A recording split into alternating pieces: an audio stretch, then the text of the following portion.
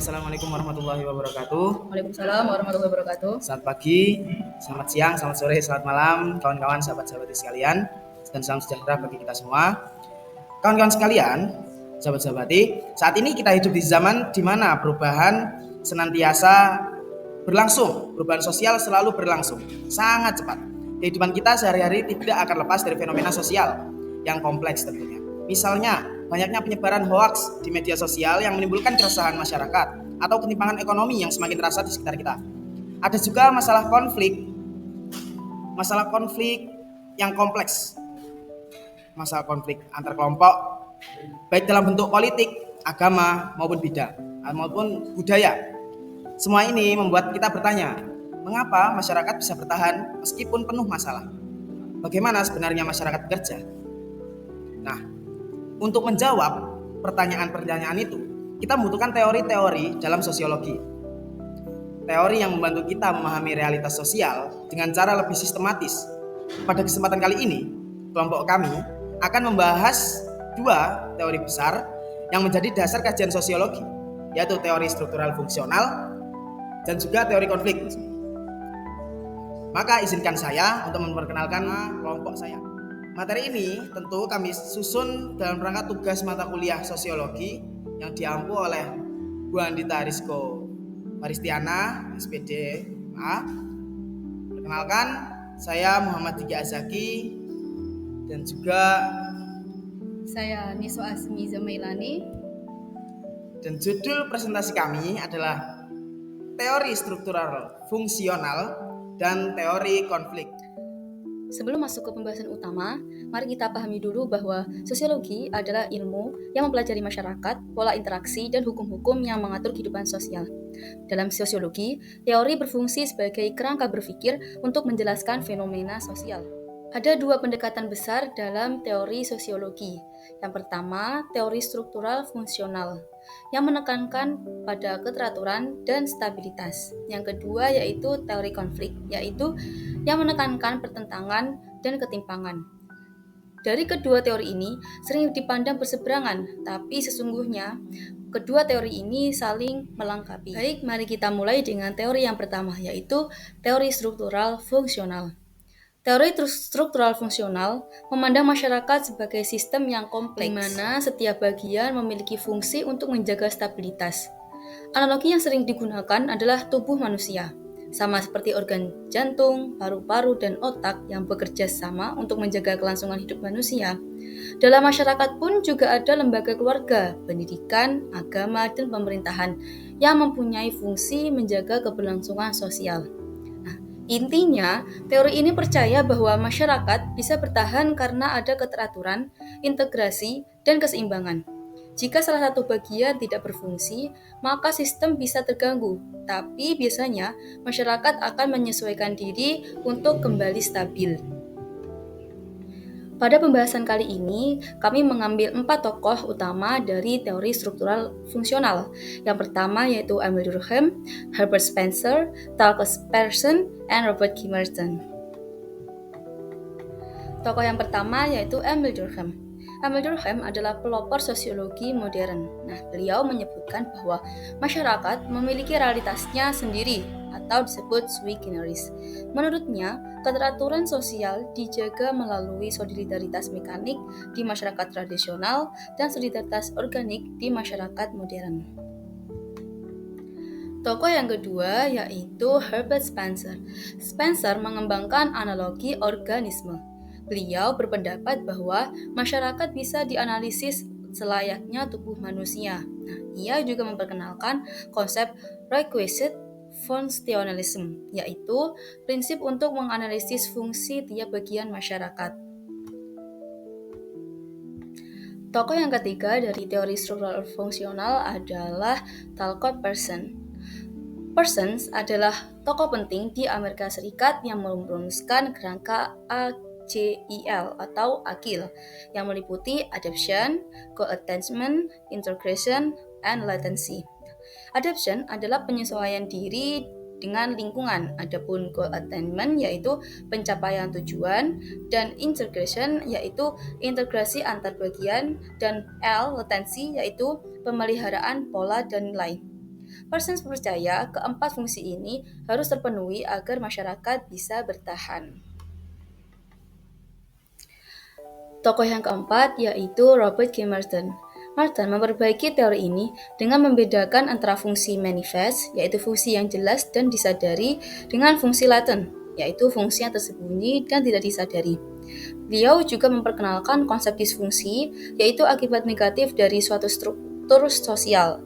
Contohnya, media massa yang mempunyai fungsi menyebarkan informasi, atau disebut manifest, dalam bentuk opini masyarakat yang disebut laten, tapi juga bisa menimbulkan hoax, yaitu disfungsi.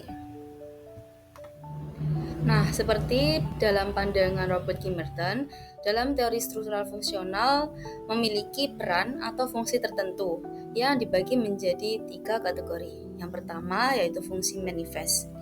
Fungsi manifest yaitu fungsi yang nyata, disadari, dan memang dimaksudkan untuk mendukung masyarakat.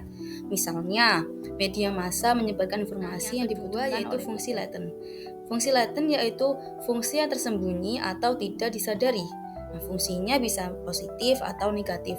Contohnya, media massa tidak hanya memberi informasi tapi juga berbentuk opini atau gaya hidup masyarakat, meskipun tidak selalu direncanakan. Adapun yang ketiga yaitu disfungsi, yang dimana ketika suatu struktur justru menimbulkan dampak negatif yang mengganggu keseimbangan sosial. Misalnya, media massa bisa menyebarkan berita bohong atau hoax yang meresahkan masyarakat. Jadi, satu struktur sosial bisa sekaligus memiliki fungsi manifest, fungsi latent, dan disfungsi, tergantung bagaimana ia bekerja dalam masyarakat. Namun, teori ini tidak luput dari kritik. Yang pertama, teori ini terlalu fokus pada keteraturan dan stabilitas, sehingga dianggap mengabaikan konflik sosial. Yang kedua, yaitu sulit untuk menjelaskan perubahan sosial yang cepat. Dan yang ketiga, teori ini cenderung mempertahankan status quo, sehingga dianggap mendukung ketidakadilan. Nah, inilah mengapa yang kemudian muncul teori tandingan, yaitu teori konflik. Baik, masuk kepada teori yang kedua adalah sebuah teori yang bertentangan dengan teori yang sebelumnya, yaitu teori konflik. Apa itu teori konflik? Mari kita bedah secara definisi terkait dengan teori konflik itu sendiri. Secara definisi, teori konflik adalah sebuah cara pandang ataupun memandang masyarakat itu sebagai sebuah sistem yang kompleks yang terdiri dari bagian-bagian yang saling berhubungan. Setiap bagian memiliki fungsi tertentu untuk menjaga stabilitas dan keseimbangan. Baik, teori konflik tentu ada membawa latar belakang ataupun membawa sebuah konteks. Dan apa yang melatar belakangi teori konflik ini ada? Ada 3 yang melatar belakangi teori konflik ini muncul. Teori ini lahir karena sebagai kritik terhadap fungsionalisme yang mengabaikan konflik. Yang kedua, adanya ketidakpuasan sosial akibat ketimpangan kelas pekerja. Dan yang ketiga adalah kesadaran bahwa kekuasaan dan pertentangan adalah bagian yang melekat dari setiap masyarakat. Dengan kata lain, konflik itu bukanlah sesuatu yang abnormal, tapi justru menjadi motor penggerak perubahan sosial, seperti itu. Teori ini juga muncul bukan tiba-tiba. Teori ini dibawa oleh tokoh-tokoh terkemuka, tokoh-tokoh terkenal pada zamannya. Di antaranya adalah Karl Marx, Friedrich, dan Lewis Carroll. Karl Marx dan Friedrich menekankan konflik kelas antar kaum borjuis. Mereka menekankan konflik kelas antara kaum borjuis, sang pemilik modal, dengan proletar ataupun pekerja sebagai motor utama perubahan sosial. Bagi Marx, revolusi sosial akan lahir dari ketegangan kelas. Selain itu, ada Lewis Carroll yang memandang konflik itu tidak selalu negatif. Menurutnya, konflik juga bisa memperkuat solidaritas kelompok dalam jangka panjang. Misalnya, konflik antar kelompok itu bisa membuat masing-masing kelompok semakin kompak menghadapi lawan bersama. Seperti itu. Teori ini juga mendapat kritik tentunya. Di antaranya adalah teori konflik itu terlalu fokus pada konflik, seolah-olah masyarakat tidak punya keteraturan. Yang kedua, pandangan yang pesimistis karena melihat masyarakat hanya dalam kerangka pertentangan ataupun kerangka konflik. Yang ketiga, interpretasinya beragam, sehingga kadang sulit diterapkan secara praktis. Dengan kata lain, teori konflik melengkapi teori struktural fungsional, tapi juga memiliki kelemahan tersendiri. Nah, dari pembahasan yang tadi, dari pembahasan di atas, dari pembahasan teori terkemuka, yaitu teori struktural fungsional dan juga teori konflik, maka kita bisa menyimpulkan yang pertama, teori struktural fungsional memandang masyarakat sebagai sistem yang teratur.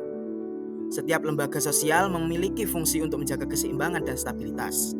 Tujuan utamanya adalah memahami bagaimana harmoni masyarakat bisa bertahan meskipun menghadapi sebuah perubahan. Yang kedua, teori konflik memandang masyarakat bukan hanya harmoni, tapi juga penuh pertentangan. Karena adanya perebutan kepentingan dan ketidaksetaraan, konflik justru dianggap sebagai pendorong utama perubahan sosial. Jika kita tarik benang merah ataupun kita temukan di tengah-tengah atau kita gabungkan, kedua teori ini saling melengkapi. Struktural fungsional memberi penjelasan tentang keteraturan, sementara teori konflik menyoroti dinamika perubahan dengan memahami keduanya. Kita bisa melihat masyarakat secara lebih utuh, yaitu sebagai sistem yang stabil sekaligus terus bergerak dan berubah. Nah, demikian presentasi dari kelompok kami. Terima kasih atas perhatiannya, Bu dosen dan juga kawan-kawan, sahabat-sahabat sekalian. Kami ucapkan mohon maaf sebesar-besarnya atas pendeknya pemahaman kami, dan semoga dengan diuploadnya video ini bisa menambahkan wawasan kalian, wawasan teman-teman, kawan-kawan, wawasan kami juga. Mohon maaf, kami ucapkan wallahul muwaffiq ila aqwamit thoriq. Wassalamualaikum warahmatullahi wabarakatuh. Dan untuk pertanyaan bisa sertakan di kolom komentar di bawah ini ya.